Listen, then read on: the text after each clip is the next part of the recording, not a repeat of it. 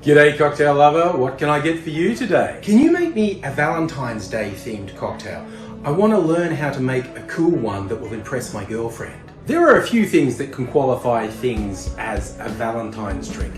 For me, it has to be either the name or the colour of the drink, or both. So if it's got a name that's something to do with love or relationships, and if the colour's pink or red, I think that makes it a Valentine's Day drink. Those seem like reasonable rules. I don't make the rules, I just follow them. You do not want to get on the wrong side of the Valentine's Day police. What are the Valentine's Day police like? You know how you get those pictures of cherubs on Valentine's cards with the arrows with the heart shooting people?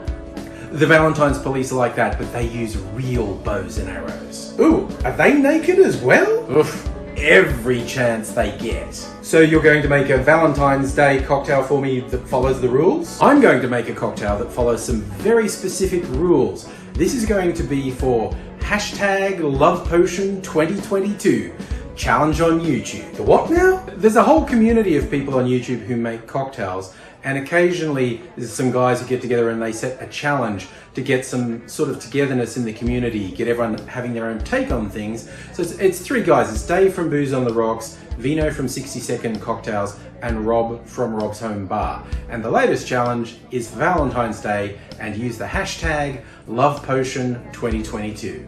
There are people who make cocktails on YouTube. Yep, and I'm one of them. There's a whole bunch of people on YouTube making cocktails, but if you find my channel on YouTube, subscribe, hit the notification bell so you know when I upload, give the videos a thumbs up, and let me know you were there with a comment.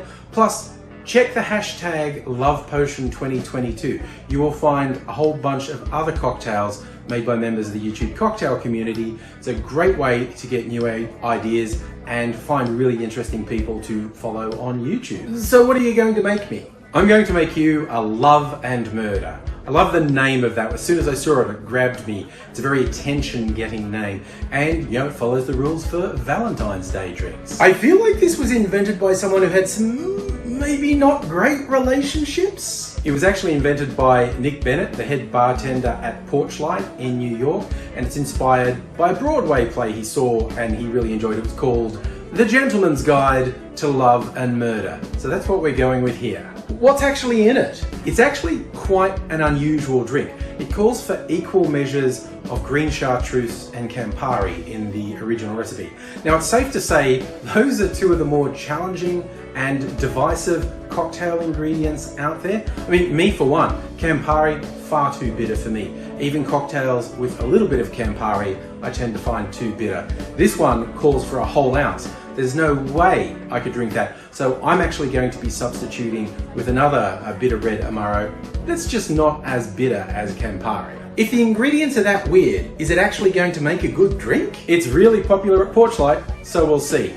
First up, we want the bitter red Amaro. Like I said, the original recipe says Campari. There are a lot of other choices out there. This is a locally made red Amaro. I'm going to use this, whichever one you choose if you're making this at home. You want to go with 1 ounce or 30 mils of the red Amaro.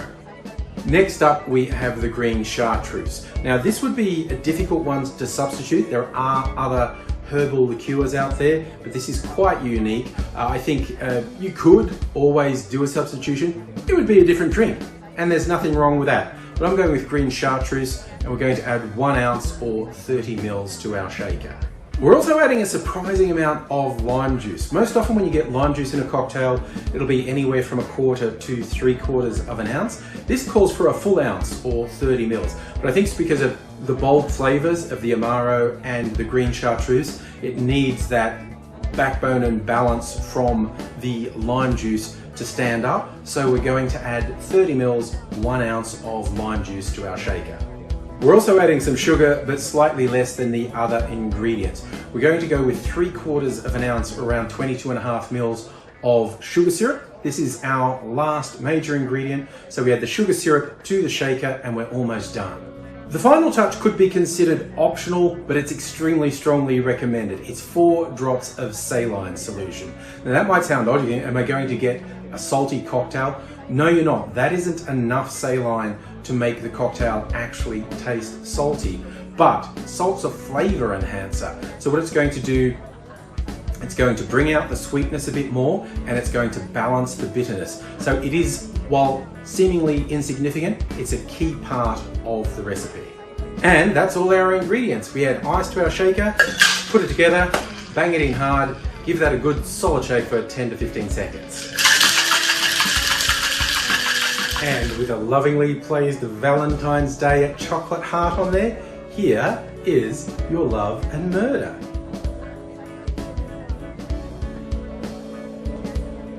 Whoa, whoa, that's something, isn't it?